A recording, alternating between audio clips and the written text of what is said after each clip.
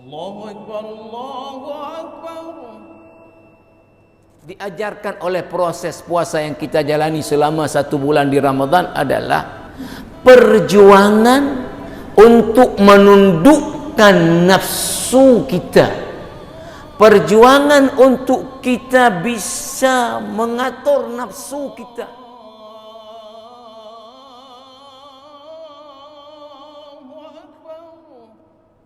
Bismillahirrahmanirrahim. Assalamualaikum warahmatullahi wabarakatuh.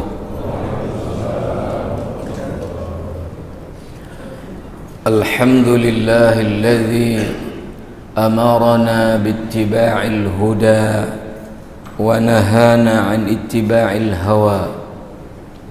Asyhadu an la ilaha illallah wahdahu la syarika lah wa asyhadu anna Muhammadan 'abduhu wa rasuluh wa safiyyuhu wa khaliluh. Allahumma salli wa sallim wa barik alaihi wa ala alihi wa ashabihi ajma'in wa ba'd. Para jamaah yang dirahmati Allah Subhanahu wa taala, mohon maaf tidak ada Pak Mairul hari ini, beliau izin ke Melabuh. Jadi saya merangkap untuk 2 hal, memberi pengumuman, selanjutnya tausiah. Pertama sekali tentunya kita bersyukur kepada Allah Subhanahu wa taala atas berbagai limpahan rahmat, nikmat dan karunia-Nya, sehingga pada subuh yang mulia ini kita kembali dapat memulai kegiatan safari subuh BBC setelah kita berhenti sejenak dikarenakan bulan suci Ramadan. Mudah-mudahan seterusnya juga kegiatan ini dapat kita lanjutkan. Selanjutnya, salam penghormatan kami kepada Bapak Kecil perangkat kampung, Imam Besar Masjid Al-A'la, para imam rawatib, ketua BKM, jajaran pengurus BKM, jamaah tetap Masjid Al-A'la, dan tentunya seluruh jamaah BBC yang pada hari ini kembali bergabung untuk mengikuti kegiatan safari subuh yang datang dari beberapa tempat. Yang juga kita sampaikan terima kasih kepada Ustaz Alwani yang sudah mengimami solat subuh kita. Ya, mungkin banyak jamaah belum kenal, ya, karena memang baru hari ini juga imam bersama BBC. Beliau ini alumni dari Umardian di Indrapuri, sekarang sedang belajar di Al-Azhar Mesir, dan ini pulang sebentar dan segera akan balik untuk menyelesaikan pendidikannya di Al-Azhar. Dulu sejak di Umardian sudah menghafal beberapa juz, tapi saya sekarang sudah khatam sudah. Belum khatam, mudah-mudahan bisa segera khatam 30. Dari bacaannya saya bukan ahli qiraat, tapi nampak memang sudah mengambil sanad ini dari segi bacaannya. Saya bukan ahlinya, tetapi bisa menangkap dari cara bacanya, berarti ini sudah ambil sanad dalam qiraat. Beliau anak Pak Sekda Aceh Besar sekarang, Pak Sulaimi. Para jamaah rahimakumullah, selanjutnya kami sampaikan terlebih dahulu 2 pengumuman. Yang pertama terkait dengan saldo tabungan untuk bantuan rumah duafa dari jamaah BBC. Pak Mairul kemarin kirim ke saya laporan saldonya, itu berjumlah sampai kemarin beliau kirim ke saya adalah 63 988.168 rupiah 12 sen. Itu yang beliau kirim, dan melihat dari jumlah ini berarti sudah setengah dari kebutuhan kita untuk pembangunan rumah du'afa. Dan insya Allah penerimanya sudah ada, lokasinya sudah ada. Akan segera kita lakukan peletakan batu pertama untuk rumah yang ke-10 dalam waktu dekat ini. Dan kita sudah bincang di awal bahawa kalau sudah ada modal seperti ini, insya Allah kita bisa mulai nanti dengan kita hutang dulu kepada toko bangunan. Yang penting kita tidak hutang ke tukang, tukang mencari sedikit untuk kebutuhan hari-harinya. Insya Allah nanti terus menyusul dari para jamaah untuk kemudian berdonasi tabarruk. Maka seperti biasa Ustadz Erwandi hari ini juga bawa dompet Ustaz ya. Bawa dompet itu ada sehari tadi tengok. Siap artinya menerima kalau ada bantuan yang langsung cash pada hari ini, seberapa yang ada dari para jamaah untuk tambahan, karena ini sudah ada penerimanya. Sudah akan segera kita mulai pembangunan rumah ke-10. Kalau tidak juga kita ada rekening khusus untuk tabungan rumah bantuan untuk du'afa dari jamaah BBC di Bank Aceh, dan itu bisa diminta ke Ustadz Erwandi ataupun mungkin kita akan datang. Para jamaah rahimakumullah, alhamdulillah ya, kita sudah melewati bulan suci Ramadan. Sekarang kita sudah berada di bulan Syawal, dan banyak kita barangkali juga belum bertemu selama bulan Syawal ini.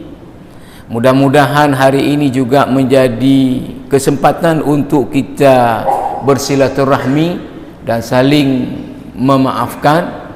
Maka pada kesempatan ini terlebih dahulu saya menyampaikan selamat Hari Raya Aidil Fitri 1445 Hijriah, kulla amin wa antum bi khairin. Itu orang Arab menggunakan ungkapan seperti itu, yang maknanya lebih kurang semoga kita dalam setiap saat ada dalam kebaikan. Mudah-mudahan seluruh amal-amal ibadah kita yang kita kerjakan selama Ramadan diterima oleh Allah Subhanahu wa taala.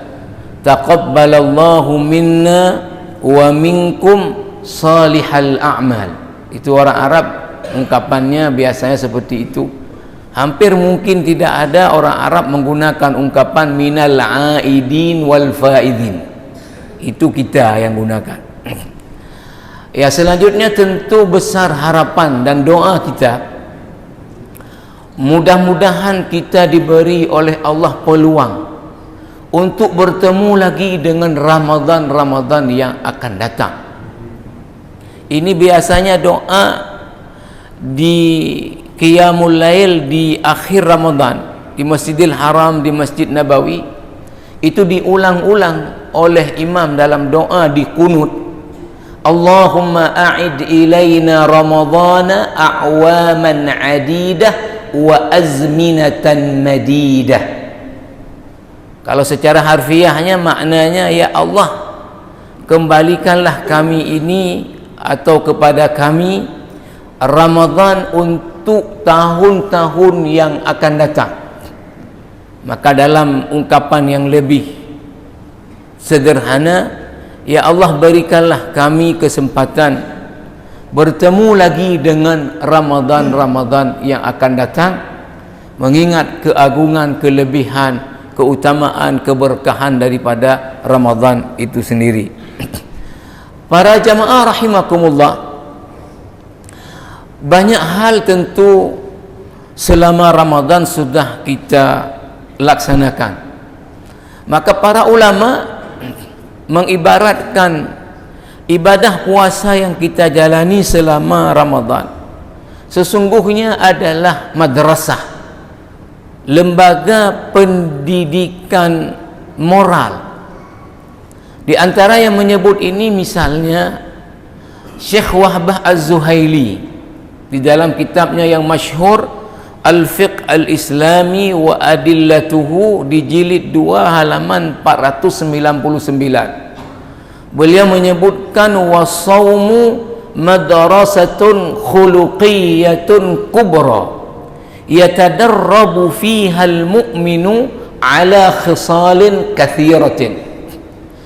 Puasa adalah lembaga pendidikan moral yang sangat besar, di mana seorang mukmin selama berpuasa dia melatih diri terhadap banyak hal, banyak nilai, banyak falsafah, sehingga beliau kemudian merinci secara detail satu persatu apa saja yang kita belajar dan diajarkan oleh proses puasa yang kita jalani selama kita berpuasa.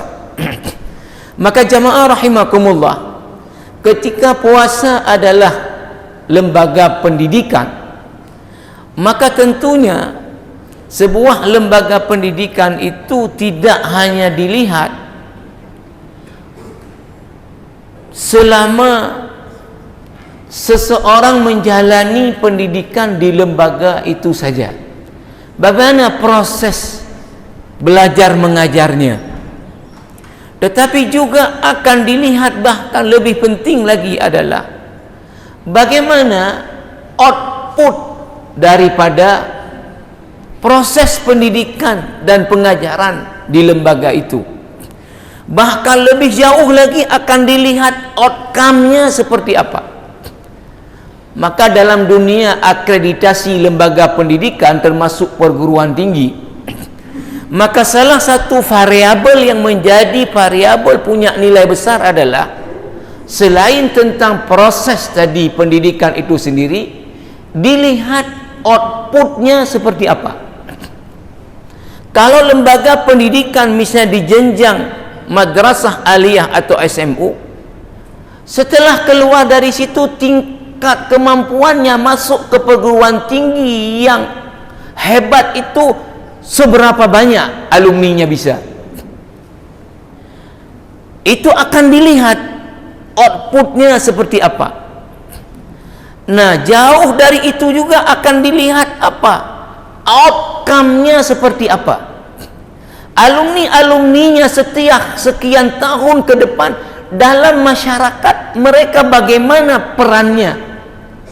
Maka biasa perguruan tinggi kalau sudah datang asesor, itu alumni-alumni yang sukses didatangkan, ditelepon, ini jak kena nyona asesor, ya. Maka alumni-alumni yang sukses ini dihadirkan, lalu ditunjukkan kepada asesor, ini salah seorang contoh produk kami, walaupun dia mungkin pinternya di luar lagi. Nah, maka misalnya fakultas ekonomi, kalau ada alumninya sudah jadi bankir hebat, diundang. Nah, ini produk kami sekarang, misalnya komisaris utama bank ini, misalnya direktur utama bank ini.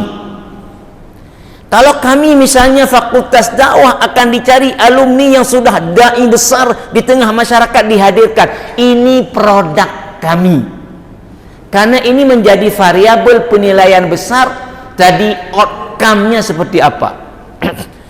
Maka kita ini akan dilihat bukan selama kita berpuasa seperti apa, tapi bagaimana nilai-nilai yang ditanamkan oleh ibadah puasa selama kita berpuasa ini kemudian tertanam menjadi kepribadian kita di dalam menjalani kehidupan setelah puasa sampai akhir daripada hayat kita. Inilah tujuan ujung daripada disyariatkannya ibadah puasa, seperti Al-Baqarah 183, la'allakum tattaqun. Maka jamaah yang mulia, Hari ini kita ambil satu saja. Apa nilai, apa falsafah yang kita sudah belajar, diajarkan oleh proses puasa yang kita jalani, dan ini menjadi yang pertama diletakkan oleh Syekh Wahbah Az-Zuhaili dalam kitabnya, dan ini menjadi hal yang paling utama kita diajarkan oleh proses puasa yang kita jalani, dan ini menjadi hal yang sangat kita butuhkan di dalam menjalani kehidupan di dunia ini menuju kesuksesan dunia dan akhirat. Apa yang pertama beliau letakkan setelah ungkapan tadi, yatadarrabu fiha al-mu'minu ala khisalin katsiratin, pertama langsung beliau letakkan apa yang kita belajar dan diajarkan oleh puasa kita adalah jihadun lin nafsi wa muqawamatun lil ahwa'i. Itu nomor pertama beliau taruh. Apa yang kita belajar, diajarkan oleh proses puasa yang kita jalani selama 1 bulan di Ramadan adalah perjuangan untuk menundukkan nafsu kita, perjuangan untuk kita bisa mengatur nafsu kita untuk supaya dia tunduk mengikut ketentuan dan aturan daripada Allah Subhanahu wa ta'ala. Inilah yang sudah kita belajar selama kita menjalani ibadah puasa. Para jamaah rahimakumullah, di mana kita belajar nilai ini dalam proses puasa yang kita jalani? Selama kita berpuasa, maka kita telah dilarang oleh Allah melakukan makan dan minum. Mohon maaf, orang dewasa juga dilarang hubungan suami istri di siang hari di bulan Ramadan, di mana perkara-perkara ini selama 11 bulan di luar Ramadan adalah perkara mubah. Hukum dasar makan minum, hubungan suami istri di luar Ramadan di siang hari adalah mubah, boleh.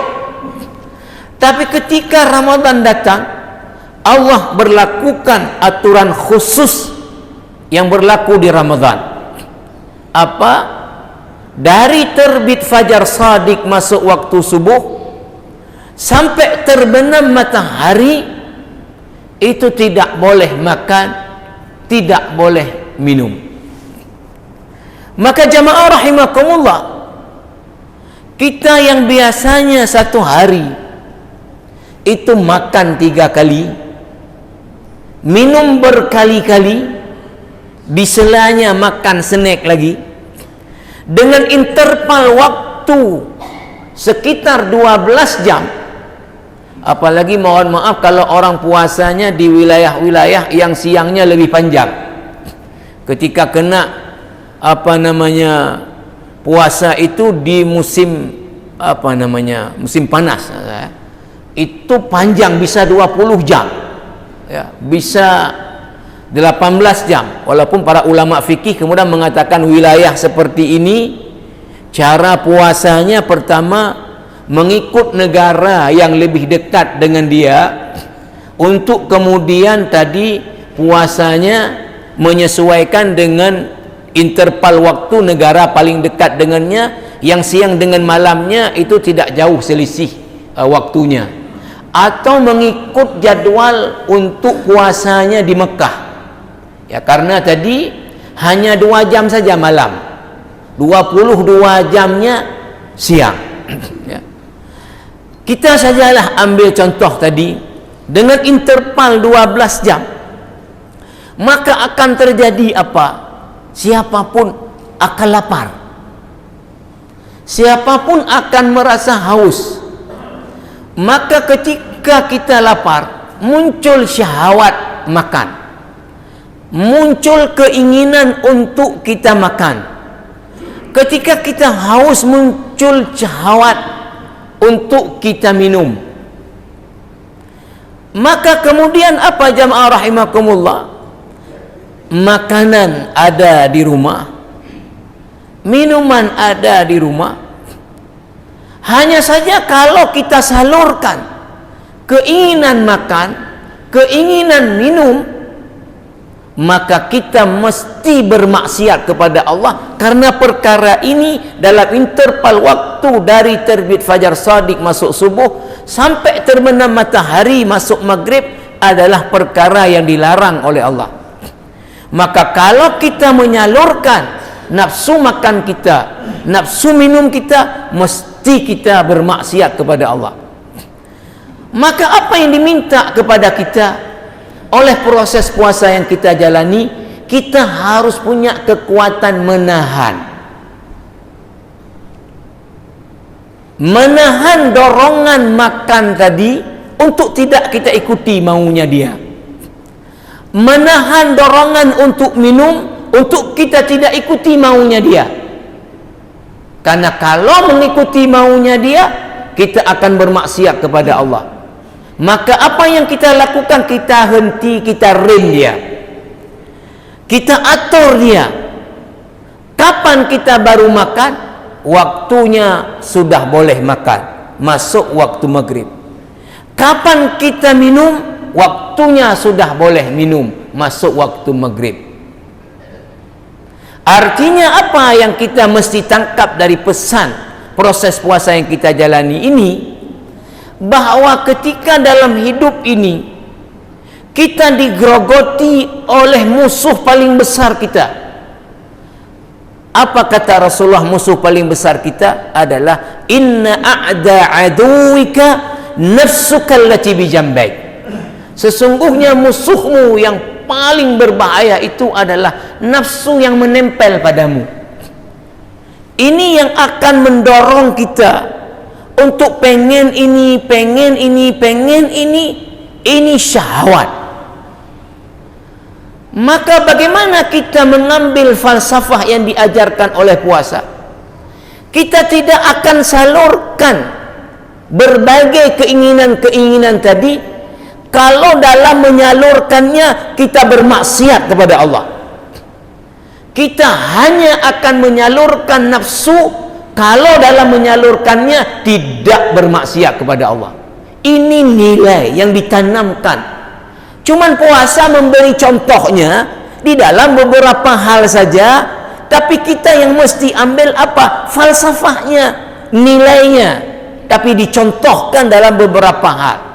Tetapi sesungguhnya yang diinginkan oleh Allah dari setiap orang yang berpuasa bukan hanya bisa mampu mengendalikan tadi dirinya dari tidak makan, tidak minum, tidak hubungan suami istri misalnya orang dewasa, dan beberapa hal lain yang membatalkan puasa. Bukan pada tahapan ini saja, tetapi Allah menginginkan dari setiap orang yang berpuasa itu harus mampu menahan diri selama puasa dari segala hal yang Allah haramkan. Maka jamaah rahimakumullah, kalau ada orang selama dia berpuasa di siang hari, dia tahan diri dari tidak melakukan hal-hal yang dapat membatalkan keabsahan puasa dia, tapi dia tidak menahan diri dari hal-hal lain yang Allah haramkan, maka konsekuensi yang akan dia terima apa? Allah tidak akan memberi pahala terhadap puasa yang dia jalani. Allah tidak akan memberi pahala dia capek-capek menahan tidak makan, tidak minum. Dari mana Ustaz bilang ini? Dari penjelasan Rasulullah dalam hadis tidak tanggung-tanggung Sahih Bukhari.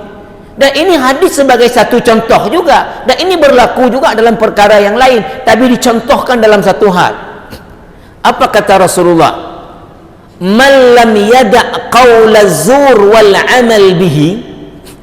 Siapa yang sedang puasa di siang Ramadan, dia tidak meninggalkan berdusta,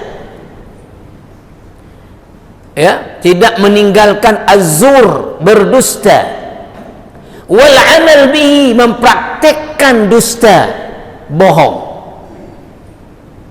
Misal, ya, misal aja ini, di Lamprit itu ada satu tempat toko, ya, menjual berbagai, ya, kuih buka puasa, ya, mungkin siapa yang pernah, ya, itu modelnya self service, ambil sendiri, kemudian pergi ke kasir, ditanya berapa, dia nggak pernah hitung lagi, tinggal kita bilang, ambil, masukkan ke dalam kotak, bisa, nanti kotaknya juga kena biaya karena bagus, atau masukkan ke dalam plastik, bawa ke kasir, ditanya berapa. Kalau kita ambilnya 12, bilang 10, nggak tahu dia. Jadi betul-betul, ya, dituntut kejujuran orang-orang yang membeli.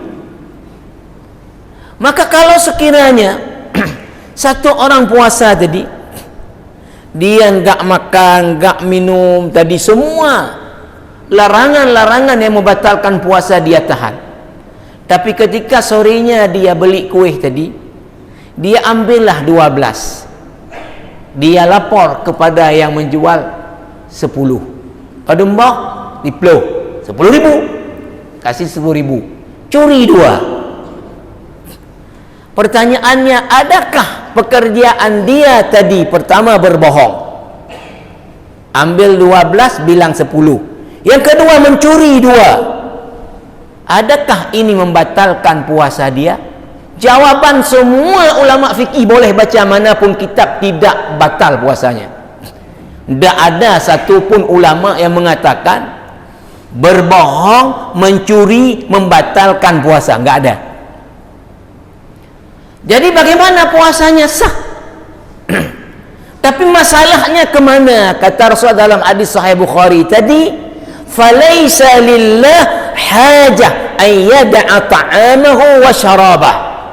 Maka Allah tidak akan memberi nilai, dia tidak makan, dia tidak minum di siang Ramadan, karena dia tidak meninggalkan perbuatan dusta. Ini satu hal dusta, tapi yang diinginkan juga adalah meninggalkan semua hal-hal yang Allah haramkan. Maka di dalam hadis riwayat daripada Ibnu Khuzaimah, Rasulullah mengatakan, hadis ini ada dalam kitab Khuluqul Muslim karya Syekh Muhammad Al-Ghazali. Beliau sendiri sudah mensortir, hanya memasukkan hadisnya paling rendah derajat adalah sahih li ghairihi, tidak memasukkan hadis dhaif. Maka kata Rasulullah apa? Laisa siyamu minal akli wasyurbi. Puasa itu bukan sekedar enggak makan, enggak minum. Innamas siyamu minal lagwi warrafath. Tetapi puasa itu adalah menahan diri dari hal-hal lain yang Allah larang. Di antaranya apa disebut ar-rafath.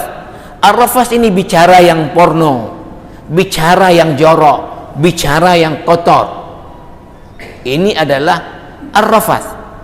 Maka kita sering mendengar hadis masyhur, setelah capek-capek orang puasa selama Ramadan, dia tidak dapat dari apa yang dia puasa, melainkan capek saja, menahan, enggak makan, enggak minum. Rubba sa'imin laisa lahu min siyamihi illa al-ju' wal 'atas. Karena sesungguhnya dia dituntut adalah bukan sekedar menahan diri dari perkara-perkara yang membatalkan keabsahan puasa, tapi harus mampu menahan diri dari apapun perkara yang Allah haramkan. Maka jamaah rahimakumullah, itu dicontohkan, kita sebut tadi, dalam hal-hal yang mesti semua orang akan mengalami. Semua orang dengan interval waktu 12 jam akan mengalami lapar, muncul keinginan makan, akan mengalami haus, muncul keinginan minum. Maka ketika keinginan ini muncul, Kalau kita salurkan tadi bermaksiat kepada Allah, maka kita telah belajar bagaimana untuk tidak mengikuti maunya dia, tetapi kita ikut kepada aturannya daripada Allah Subhanahu wa taala. Maka apa yang mesti kita ambil falsafahnya, bahwa bagaimana sepanjang hidup kita ketika ada macam-macam keinginan yang motornya mesti adalah nafsu yang melekat pada setiap kita, itu tidak akan kita perturut dia, tidak akan kita ikuti dia, kalau dalam memperturut dia itu harus bermaksiat kepada Allah. Kita harus punya kekuatan untuk mengendalikan dia, dan kita hanya menyalurkannya kalau tidak bermaksiat kepada Allah. Inilah yang kita diajarkan nilai utama dari proses puasa yang kita jalani. Jamaah rahimakumullah, hanya saja bahwa kerja untuk bisa kita menundukkan nafsu kita, ini bukan kerja yang mudah, bukan kerja yang gampang.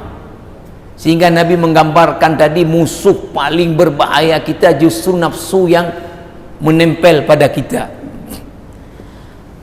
Syekh Saleh Al-Munajjid di dalam kitabnya Mufsidatul Qulub, perkara-perkara yang merusak hati, di pembahasan tentang syahwat, selanjutnya ittiba'ul hawa, memperturut nafsu, beliau mengatakan bahwa pertama, apa itu definisi syahwat secara bahasa dan istilah? Syahwat itu secara bahasa dan istilah dia maknanya sesuatu yang secara jiwa kita suka kepadanya, itu namanya syahwat. Suka makan, syahwat makan. Suka minum, syahwat minum.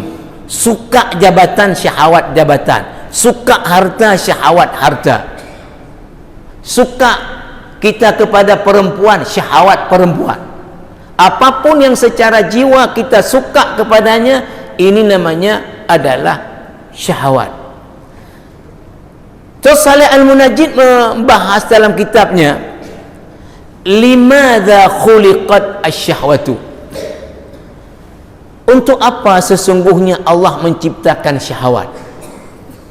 Maka sesungguhnya syahwat ini dia pada dasarnya bukan sesuatu yang tercela. Asy-syahwatu fi zatiha laysat madhmumah, karena dia diciptakan Allah untuk dua tujuan. Tujuan pertama Allah ciptakan syahwat adalah untuk kebutuhan hidup manusia di dunia ini. Ambil contoh, syahwat makan. Kalau ini syahwat tidak ada pada manusia, udah matilah manusia. Tidak ada nafsu makan, sehingga nggak mau makan, ya matilah. Maka syahwat pertama Allah ciptakan untuk kebutuhan hidup manusia di dunia ini. Syahwat perempuan kepada laki-laki, ini adalah untuk kebutuhan manusia. Kalau manusia dihilangkan syahwat ini, tidak berlanjutlah, manusia ini sudah punah, karena orang nggak mau kawin lagi. Itu satu. Tapi di sisi lain, syahwat ini diciptakan oleh Allah adalah untuk menguji apakah manusia ini dia lebih taat kepada syahwatnya daripada yang menciptakannya dan yang menciptakan syahwatnya. Kita patuh kepada yang menciptakan kita dan menciptakan syahwat dalam diri kita, atau patuh kepada syahwat kita? Ini tujuan kedua. Maka mohon maaf jamaah yang mulia, dan ini disebut oleh Allah dalam Al-Quran. Banyak orang dalam hidup ini justru dia patuh dan taat kepada syahwatnya daripada taat kepada yang menciptakannya dan menciptakan syahwatnya.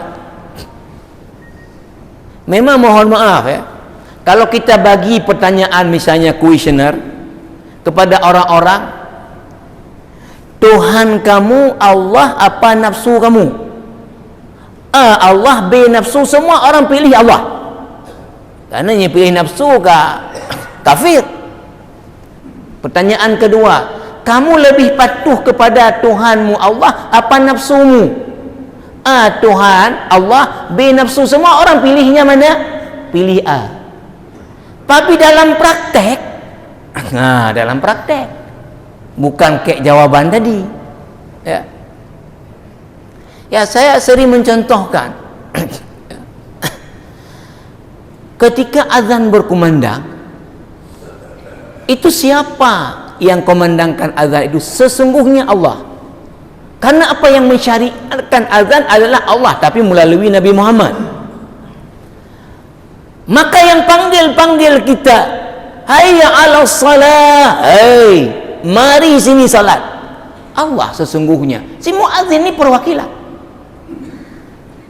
Apa lafaz yang disebut pertama daripada azan itu adalah Allahu Akbar. Allah lah ketika itu yang paling besar dari apapun. Adakah orang kemudian meninggalkan apapun kegiatannya datang kepada seruan Allah? Dan itu tidak tanggung-tanggung. Selain tadi lafadznya pertama Allah, kemudian ada lafadznya hayya 'alas salah. Itu kan maknanya mari ke sini solat. Itu yang dipanggil laki-laki. Mari sini solat. Dibilang lagi habis itu, untuk apa salat? Hayya 'alal falah. Di sini kemenangan. Kan bak kedai kopi, kan bak kantor, kan bak toko, kan di rumah kena ni je. Adakah kemudian orang berbondong-bondong? Jawabannya ke enggak. Beda kalau dibuat pengumuman di masjid. Bermandum warga cat masjid segera ni melangkah bak masjid na bansos. Dari pemerintah masing-masing orang 10 kilogram beras, 2 kilo minyak, 2 kilo gula, 2 sirup cap patung, dan akan ditutup dalam waktu 1 jam. Ham tu cak telop. Ham tu cak telop. Tadi katanya Tuhannya Allah, dipanggil sama Allah, seolah-olah tak dengar. Maka jamaah rahimakumullah, Allah menyebut dalam Al-Quran di surat Al-Jathiyah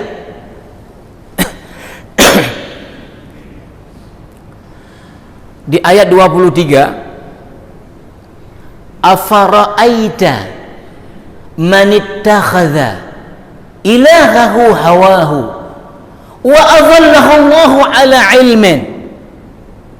Tidakkah kamu Muhammad melihat ada orang yang menjadikan Tuhannya adalah nafsunya, dan Allah telah sesatkan orang ini walaupun dia sebagai orang yang berilmu. Orang yang berilmu, kalau hidupnya memperturut nafsu, Allah akan sesatkan orang itu sekalipun dia adalah orang yang berilmu.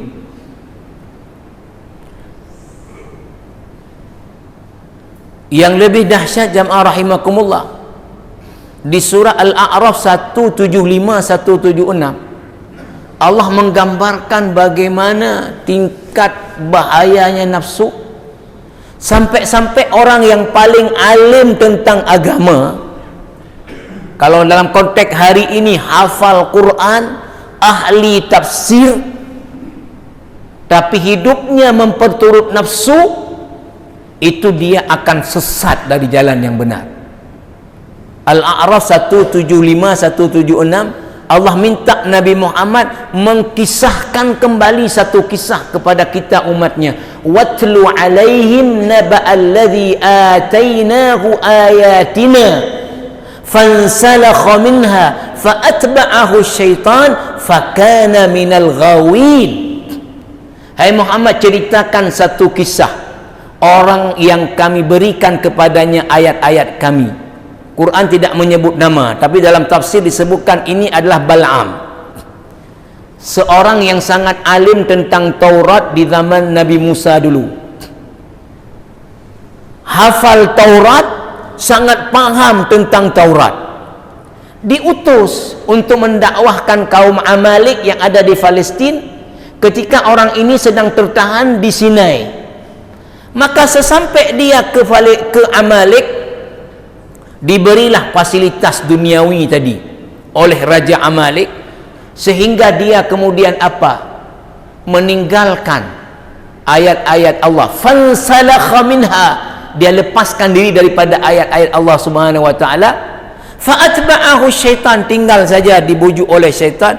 Fakana minal ghawin, jadilah dia orang-orang yang sesat, sehingga dia pindah agamanya. Syekh Saleh Al-Munajjid menyebutkan satu kisah di kitabnya. Di Mesir ni kejadian dulu, dan ini kejadian bukan dongeng, hak. Satu orang hari-hari kerjanya muazzin di masjid. Nampak dari wajah dia orang yang saleh. Ya.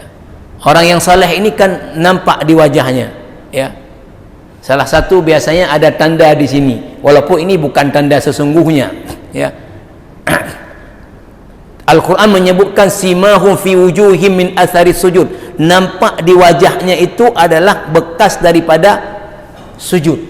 Nah, maka apa yang terjadi dekat masjid ini, tempat dia azan, ada sebuah rumah orang Nasrani, ada anak perempuan cantik di situ.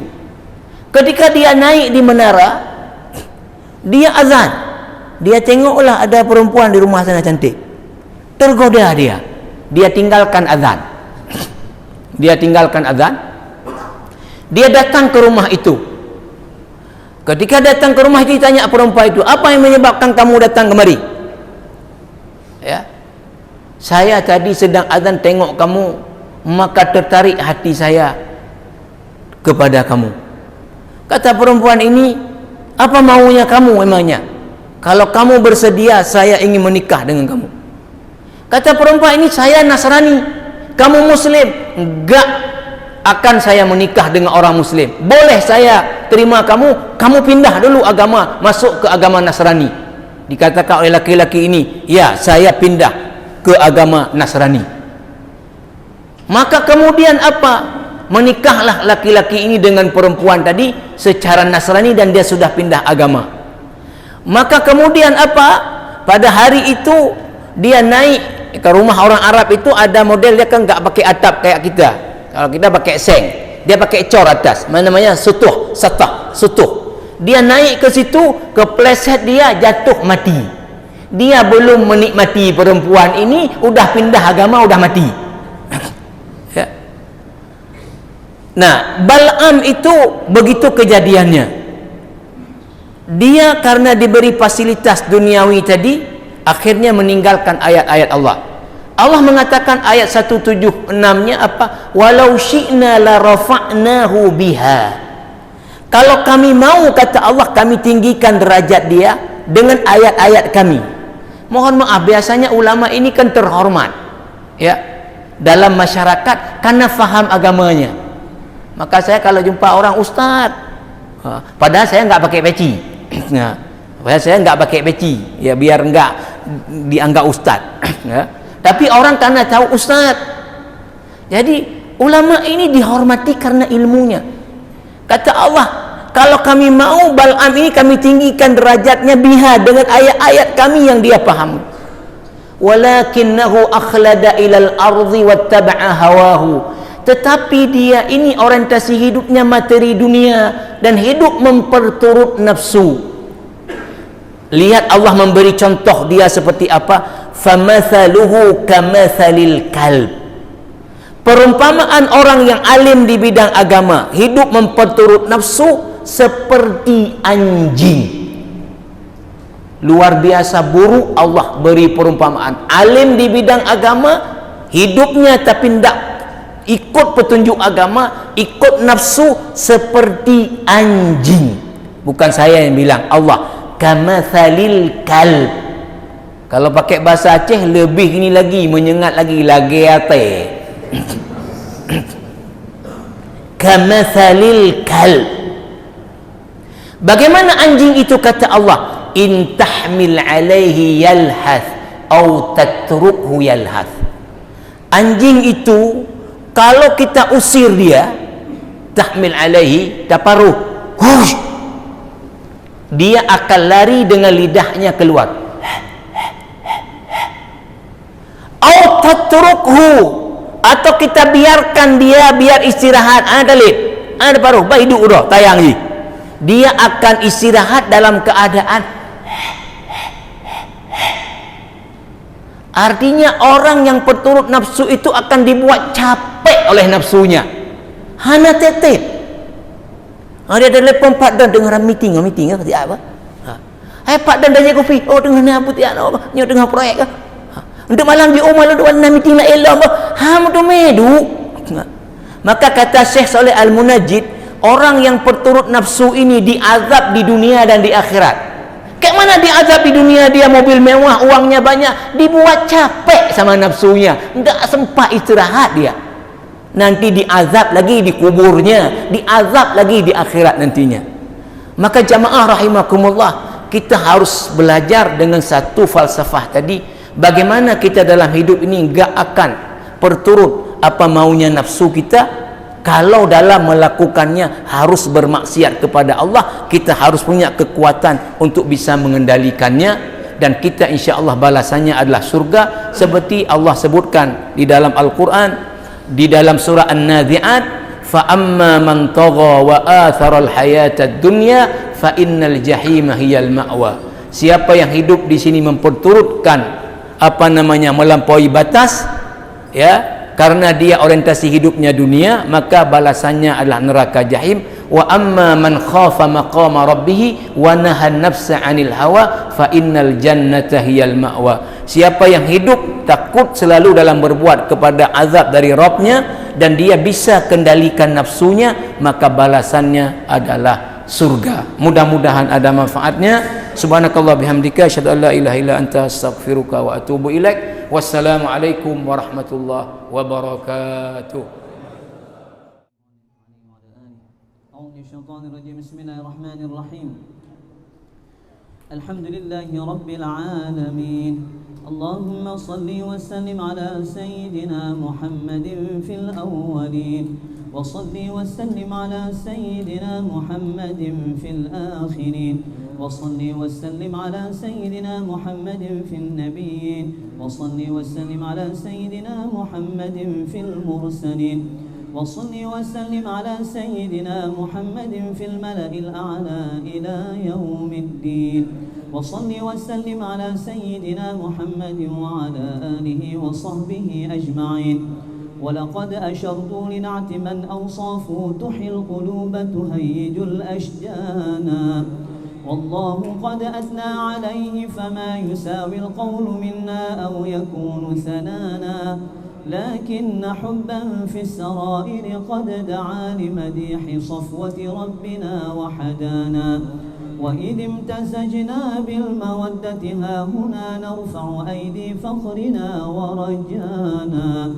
للواحد الأحد العلي إلهنا متوسلين بمن إليه دعانا مختاره وحبيبه وصفيه زين الوجود به الإله حبانا يا ربنا يا ربنا يا ربنا بالمصطفى اقبلنا أجب دعوانا أنت لنا يا ذخرنا في هذه الدنيا وفي أخرانا أصلح لنا الأحوال واغفر ذنبنا ولا تؤاخذ رب إن أخطانا واسلك بنا في نهج طه المصطفى ثبت على قدم الحبيب خطانا أرنا بفضل منك طلعة أحمد في بهجة عين الرضا ترعانا واربط به في كل حال حبلنا وحبال من ودى ومن والانا والمحسنين ومن أجاب نداءنا وذوي الحقوق وطالبا أوصانا والحاضرين وساعيا في جمعنا ها نحن بين يديك أنت ترانا ولقد رجوناك فحقق سؤلنا واسمع بفضلك يا سميع دعانا وانصر بنا سنة طه في بقاع الأرض واقمع كل من عادانا وانظر إلينا واسقنا كأس الهنا واشف وعاف عاجلا مرضانا واقضي لنا الحاجات وأحسن ختمنا عند الممات وأصلح عقبانا. sama-sama. يا ربي واجمعنا وأحبابا لنا في دارك الفردوس يا رجوانا. يا ربي واجمعنا وأحبابا لنا في دارك الفردوس يا رجوانا. يا ربي واجمعنا وأحبابا لنا في دارك الفردوس يا رجوانا. بالمصطفى صل عليه وآله ما حركت ريح الصبا أغصانا. سبحان ربك رب العزة عما يصفون وسلام على المرسلين والحمد لله رب العالمين. الفاتحة ورحمة الله. أعوذ من الشيطان الرجيم. بسم الله الرحمن الرحيم. الحمد لله رب العالمين الرحمن الرحيم مالك يوم الدين. إياك نعبد وإياك نستعين. اهدنا الصراط المستقيم صراط الذين أنعمت عليهم غير المغضوب عليهم ولا الضالين. عليه وعلى آله. أعوذ من الشيطان الرجيم. بسم الله الرحمن الرحيم. الحمد لله رب العالمين. اللهم صل وسلم على سيدنا محمد في الأولين وصل وسلم على سيدنا محمد في الآخرين وصل وسلم على سيدنا محمد في النبيين وصل وسلم على سيدنا محمد في المرسلين وصل وسلم على سيدنا محمد في الملأ الأعلى إلى يوم الدين وصل وسلم على سيدنا محمد وعلى آله وصحبه أجمعين. ولقد أشروا لنعت من أوصافه تحيي القلوب تهيج الأشجانا. والله قد أثنى عليه فما يساوي القول منا أو يكون ثنانا. لكن حبا في السرائر قد دعا لمديح صفوة ربنا وحدانا. وإذ امتزجنا بالمودة ها هنا نرفع أيدي فخرنا ورجانا للواحد الأحد العلي إلهنا متوسلين بمن إليه دعانا مختاره وحبيبه وصفيه زين الوجود به الإله حبانا. يا ربنا يا ربنا يا ربنا بالمصطفى اقبلنا أجب دعوانا. أنت لنا يا ذخرنا في هذه الدنيا وفي أخرانا. أصلح لنا الأحوال واغفر ذنبنا ولا تؤاخذ رب إن أخطانا.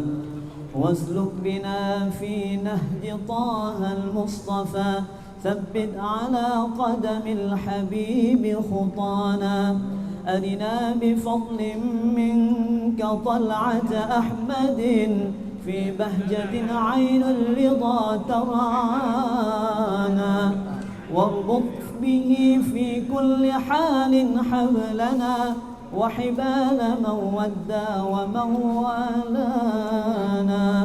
والمحسنين ومن أجاب نداءنا وذوي الحقوق وطالبا أوصانا والحاضرين وساعيا في جمعنا ها نحن بين يديك أنت ترانا ولقد رجوناك فحقق سؤلنا واسمع بفضلك يا سميع دعانا وانصر بنا سنة طه في بقاع الأرض واقمع كل من عادانا وانظر إلينا واسقنا كأس الهنا واشف وعاف عاجلا مرضانا